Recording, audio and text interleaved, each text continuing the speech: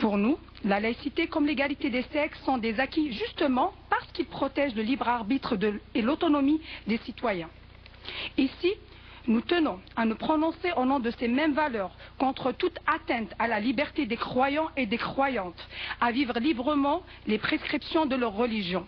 À nos yeux, les seules limites légitimes à cette pratique sont celles qui découlent de considérations sécuritaires ou du respect des droits d'autrui.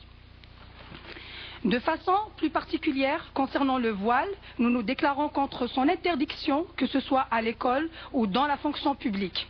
De la même façon que nous serions contre son imposition.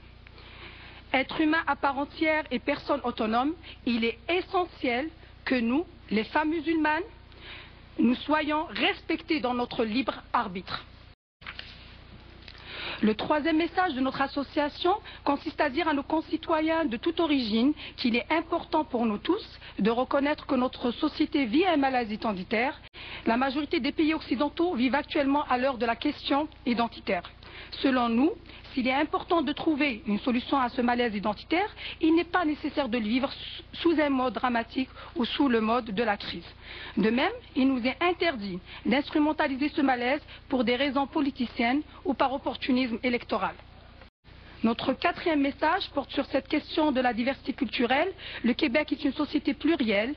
Il faut que toutes les composantes de notre société l'acceptent. Il faut que nous travaillions tous ensemble pour faire de cette diversité culturelle et religieuse une richesse pour notre société.